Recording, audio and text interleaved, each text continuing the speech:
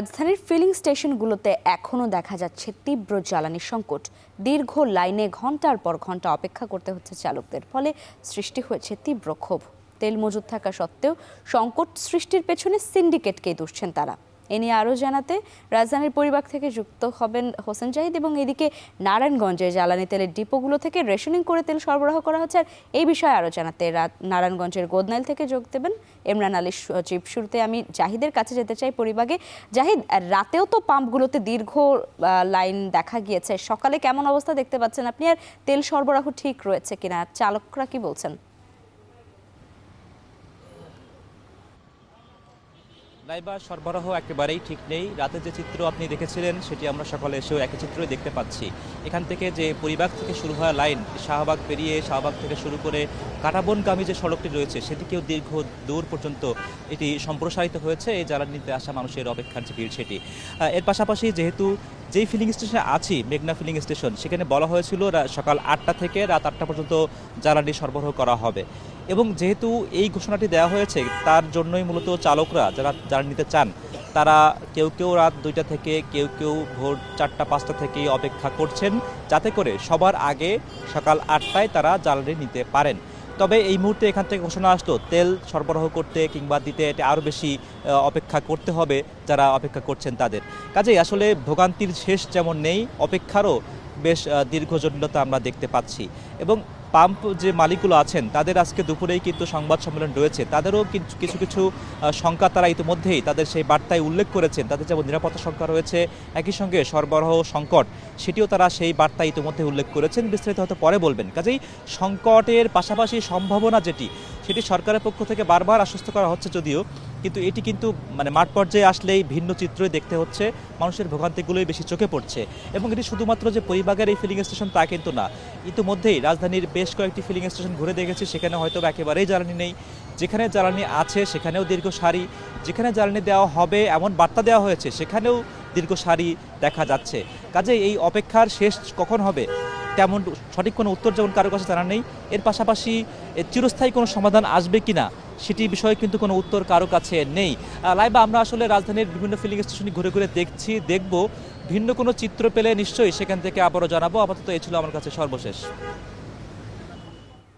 পরিবার থেকে যুক্ত ছিলেন হোসেন জাহিদ। এবার একটু নারায়ণগঞ্জের গোদনাইলে যেতে চাই, সেখানে রয়েছেন ইমরান আলী সজীব। সজীব, জাহিদ যেমন একটা সংকটের কথা বলছিলেন ফিলিং স্টেশনগুলোতে দেখতে পাওয়া যাচ্ছে, ডিপোর কি পরিস্থিতি, তেল সরবরাহ কেমন দেখছেন আপনি?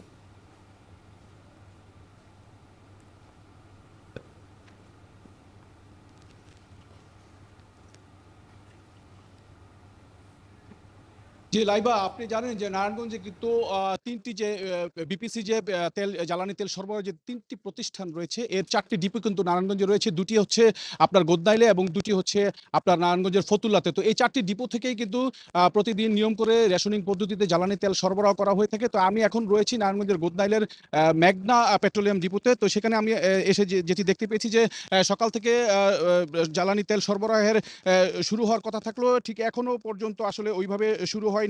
আমরা কথা বলেছি দীপুর যেই এখানকার যে দীপুর যে ইনচার্জ আছেন, উনি বলছেন যে কিছুক্ষণের মধ্যেই এই সরবরাহটা শুরু হবে। তবে আমি একটু ছোট করে জানিয়ে রাখতে চাই যে নারায়ণগঞ্জে যে ডিপোগুলো, এটা প্রশাসন এবং এই ডিপোর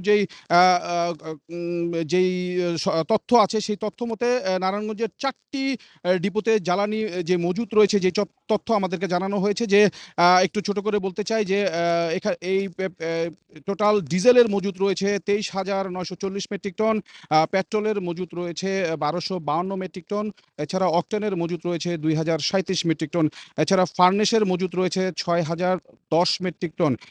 আপনি জানেন যে বিপিসি যে ডিলারদের যে তালিকা, সেই তালিকা অনুযায়ী যে রেশনিং পদ্ধতি, সেই পদ্ধতিতেই কিন্তু আসলে এই জ্বালানি তেলগুলো সরবরাহ করা হয়ে থাকে। এছাড়া নারায়ণগঞ্জের যে পদ্মা ডিপো রয়েছে, সেখান থেকে কিন্তু যে বিমানের যে জেট ফুয়েল, সেটিও কিন্তু সরবরাহ করা হয়ে থাকে, আপনারা জানেন।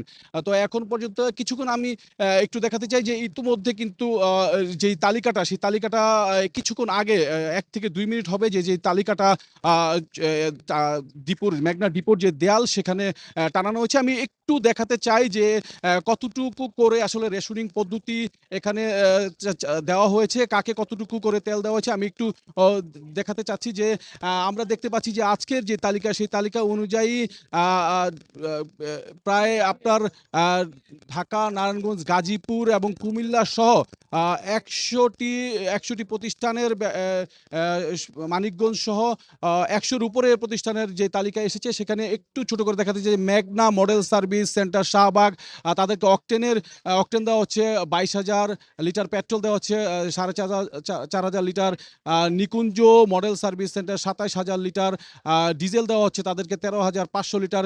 তো আপনারা দেখতে পাচ্ছেন যে সেই তালিকা কিন্তু এখানে ইতোমধ্যেই টানিয়ে দেওয়া হয়েছে এবং সেই অনুযায়ী যারা এখানে আছেন চালকরা তারা আসছেন এবং ধীরে ধীরে কিন্তু ডিপোগুলোতে আসলে এই যে গাড়ি আমরা প্রবেশ করতেও দেখছি এবং তারা সেই অনুযায়ী এখান থেকে আজকে তেলগুলো বিভিন্ন জায়গায় সরবরাহ করবেন এবং আমরা দেখেছি যে এই মাত্র কিন্তু আসলে এই যে ডিপোতে মেঘনা যে ডিপো সেই ডিপোতে একটি একটি করে গাড়ি প্রবেশ করছেন এবং তেলের যে সরবরাহ সেটি শুরু হয়েছে। তো লাইবা, এই ছিল নারায়ণগঞ্জের মেঘনা ডিপোর সামনে থেকে তেল সরবরাহের সর্বশেষ খবর আমার কাছে। জ্বালানি পরিস্থিতি জানাচ্ছিলেন সহকর্মীরা।